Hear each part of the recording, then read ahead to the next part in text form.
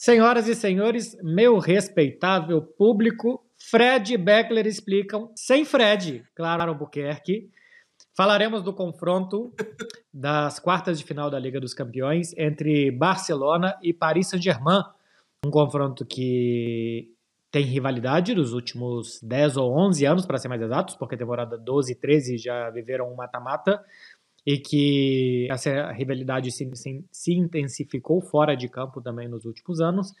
E duas equipes que chegam, acredito eu, Dona Clarota, de forma parecida de trajetória nessa temporada. Dois times que me parecem que vão de menos a mais, que vão de pior a melhor e vivem os seus melhores momentos na temporada.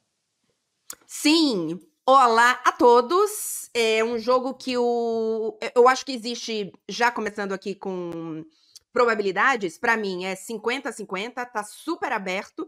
Eu acho que eles têm trajetórias parecidas, como você falou, de evolução das equipes, mas eu acho que são evoluções completamente diferentes, tá? Porque eu entendo que o PSG inicia nessa temporada um trabalho completamente diferente do que ele fazia nos anos anteriores.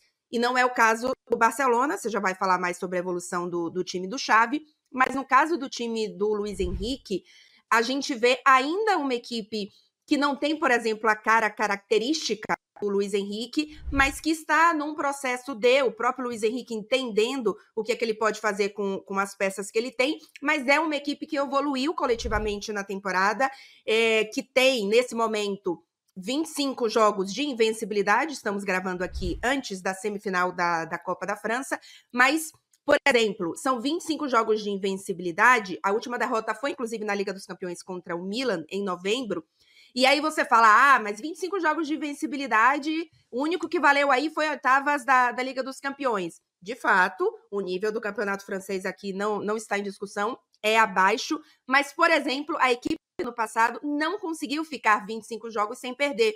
Perdeu, por exemplo, nas oitavas de final de Copa da França, teve jogos com derrota para o Lyon, derrotas com o Montpellier, enfim. Então, é um time coletivamente mais interessante, que ainda não está pronto, longe disso, mas que tem uma evolução e que mostrou em alguns jogos específicos uma coletividade muito interessante, que foi o caso das oitavas de final contra a Real Sociedad, e ainda tem o Mbappé.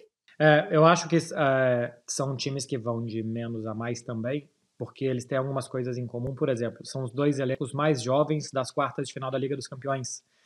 Se a gente tem adolescentes menores de idade que poderiam estar fazendo uma prova de geografia, mas estarão em campo, caso do Zaire Emery, caso do Pau Cubarsí, caso do Lamine Yamal, estarão em campo nas quartas de final da Liga dos Campeões, ignorando completamente os ensinamentos que poderiam estar adquirindo em geografia sobre solo e erosão. Os dois times encaixaram o seu jogo, talvez, nas oitavas de final da Champions. A sensação que eu tenho é que o Paris Saint-Germain se faz maior contra a Real Sociedad no jogo da volta, até mais do que na ida, assim como o Barcelona. O Barcelona faz o grande jogo da temporada contra o Napoli, e depois disso eles vão melhorando também.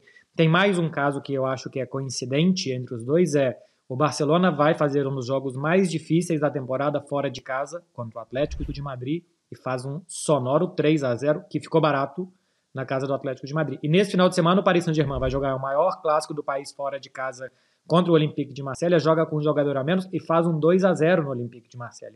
Então, parece que eles deram com a tecla, que eles acertaram o ponto justamente nas oitavas de final da Champions, antes de se encontrarem agora nas quartas, né? Sim, acho que o PSG tem, nesse momento, dois pontos fortes, que é, primeiro, o Luiz Henrique ter acertado um pouco mais o esquema do PSG com algumas mudanças bem interessantes. Por exemplo, a gente tinha um Dembélé que estava em adaptação, digamos assim, no PSG, que tinha um volume de jogo muito grande, mas, se eu não me engano, ele só tem um gol na temporada, acho que não marcou ainda o segundo.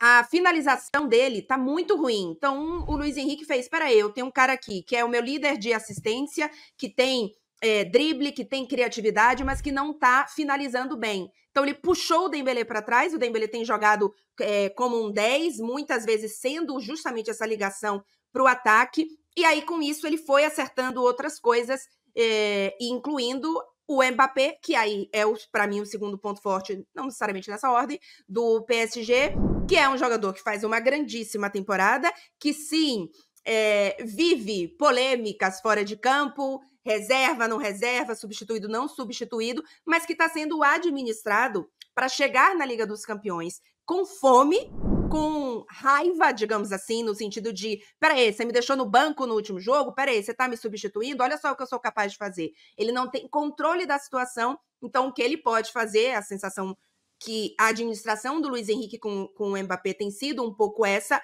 é de ele poder controlar o que ele faz em campo. E aí, quando ele entra na Liga dos Campeões, eu acho que pode ser uma arma a desequilibrar contra esse Barcelona, Marcelo. Se for falar de pontos fortes e fracos, que aliás seria um belíssimo quadro para a gente ver uma Kombi entrando dentro de um muro com uma vinheta nesse sentido, eu acho que o Barcelona, como ponto forte, é a evolução do time. Todo jogador hoje parece melhor do que 2 meses atrás. Hoje o Cancelo parece um jogador ok na defesa e uma arma ofensiva, o Condé tá jogando muito bem, o Ronald Araújo e o Ter Stegen, esse nunca tiveram sob nenhuma dúvida. O Barcelona tinha um problema de volantes, inventaram Christensen como volante nos 2 últimos jogos. Sem ele, o time se defendeu bem, com Sérgio Roberto e Gundogan por ali. No momento que o Barcelona perdeu todos os meio-campistas da temporada passada, porque o Busquets foi embora, Pedri, Gavi e Frenkie de Jong se machucaram. É quando o time melhorou, é quando o time se encontrou dentro de campo, encontrou uma forma de jogar mais consistente e acho que mais envenenada. Os passes hoje são envenenados, o Lewandowski vive grande momento, o Lamine Yamal é um adolescente irresistível, o Rafinha está melhorando. Então houve uma melhora do time. Um antes e depois talvez seja quando o Xavi disse que vai sair. De lá para cá são 8 vitórias, 3 empates, são 5 jogos consecutivos sem sofrer gols em La Liga. É 1 gol sofrido nos últimos 6 jogos. Com a chegada ainda de um outro adolescente, que é o Pau Cubarsí, um zagueiro que não se esperava e que hoje é um dos melhores jogadores do time. Então, o forte desse time é a evolução que ele teve de 2 meses para cá, do final de janeiro, quando o Xavi disse que deixará o Barcelona para cá. Eu acho que o ponto fraco é que o Barcelona ainda é pouco capaz de fazer 90 minutos bons. Contra o Atlético de Madrid foi mais constante, os primeiros minutos mais difíceis, porque tinha um adversário do outro lado também que impediu. Mas contra o Napoli, o Barcelona deu 25 minutos para o Napoli, que quase que são suficientes para o Napoli buscar um 0-2 e voltar à eliminatória com 2-2, porque teve uma cabeçada que passou muito perto no segundo tempo. No final de semana contra o Las Palmas, o Barcelona joga 1 hora com um jogador a mais, jogando bem, vencendo por 1-0, não mata o jogo e termina meio que nas cordas, assim, uns 5 minutos finais, porque já era uma dúvida ali o fato de não ter matado o jogo. Então essas desconexões, essa falta de continuidade de 90 minutos contra um adversário tão perigoso, acho que individualmente como o Paris Saint-Germain pelos jogadores que tem, pode fazer muito a diferença. Mas eu vejo muito equilibrado também. Acho que as trajetórias, as características, os defeitos e as qualidades são parecidas. O que eu acho que desequilibra um pouco esse confronto é individualmente o Paris Saint-Germain ter um dos 3 melhores jogadores do mundo. Um momento pode ser que, sei lá, o Vinícius um dia, o Bellingham outro, o Mbappé outro, mas um dos 3 ele é. E o Barcelona não tem um dos 3 melhores jogadores do mundo. E o marcador do Mbappé está pendurado. O Ronald Araújo, a grande rocha da defesa do Barcelona, pode ficar de fora do segundo jogo se receber um cartão amarelo. Aliás, ele está pendurado, o Sérgio Roberto está pendurado, o Lamine Yamal está pendurado, o Barcelona tem muitos jogadores com 2 cartões amarelos. Para falar de ponto fraco do PSG, você falou dos cartões amarelos, o Hakimi tá fora do primeiro jogo, né? Então, eu tenho achado que as laterais nessa temporada são um ponto ainda conturbado para esse PSG. Não sei se é o principal ponto fraco, acho que não, mas é algo a estar atento, porque a gente viu, por exemplo, nas oitavas de final contra a Real Sociedad, o próprio Luiz Henrique ainda tentando entender o que ele faz com a lateral, colocou o Beraldo no primeiro jogo, não deu certo. O Luiz Henrique não gosta não usou essa palavra, mas disse que as ações dele dizem muita coisa, e ele praticamente não escala o Mukiele, a não ser que ele seja obrigado. Então ele tem precisado improvisar muitas vezes nas laterais, e a gente pode ter, por exemplo, um Lamine Yamal endiabrado no dia e complicando a vida do PSG. Mas eu acho que o outro ponto fraco desse time é que ele, do jeito que a gente vê hoje, que a gente tá falando, tá mais entrosado, tá mais coletivo, isso tá melhor, isso aqui tá mais interessante e tal, mas ele foi pouco testado. Ele foi testado e aprovado no Campeonato Francês, beleza. Mas em alto nível, a gente pode colocar aqui a Real Sociedad, uma oitava de final de Liga dos Campeões, mas um time que não estava no seu melhor, ainda que tenha feito partidas duras com o PSG, mas o Barcelona tem testes melhores, né? Atlético de Madrid, Real Madrid. Eu acho que dentro dos grandes da Espanha, ele tem testes melhores do que o PSG tem. Quando o PSG foi testado, e aí, repito, era um PSG diferente porque estamos falando de início de temporada, mas o PSG perdeu contra Milan, contra Newcastle, então eu ainda quero ver esse PSG sendo testado contra adversários, mais de um, em alto nível. Mas isso eu acho que também faz parte de ser testado, não ir bem e mudar, que é o que o Luiz Henrique fez a partir de fevereiro desse ano contra a Real Sociedad, né? Acho que ele deve ter tirado conclusões dessa primeira fase dos campeões e para isso serviu o grupo da morte também, para mostrar que o caminho talvez não fosse o ideal. O Barcelona, por exemplo, teve 2 vezes o Porto, ganhou as 2 vezes do Porto, um adversário duro, foram 2 jogos duros, mas eu acho que a liberação do time pós demissão a médias do Xabi, assim, demissão mais ou menos, fez esse time se soltar um pouco mais, se liberar um pouco mais. O jogo é na quarta-feira, dia 10, o jogo de ida no Parque dos Príncipes. O Barcelona decidirá em casa na terça-feira seguinte, dia 16, no Estádio Olímpico Luís Companys. Um confronto, como eu disse, em 2012 e 13 o Barcelona levou melhor com 2 empates. Em 14 e 15 o Barcelona levou melhor com 2 vitórias. Em 16 e 17 o Barcelona levou melhor, o famoso ano da remontada, que o Barcelona toma um 4-0 e vence um 6-1.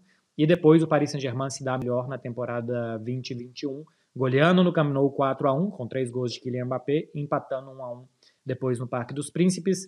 Nestes 4 mata-matas mais recentes, uma vantagem do Barcelona, já tinham se enfrentado também nos anos 90. Veremos quem se dá melhor, claro.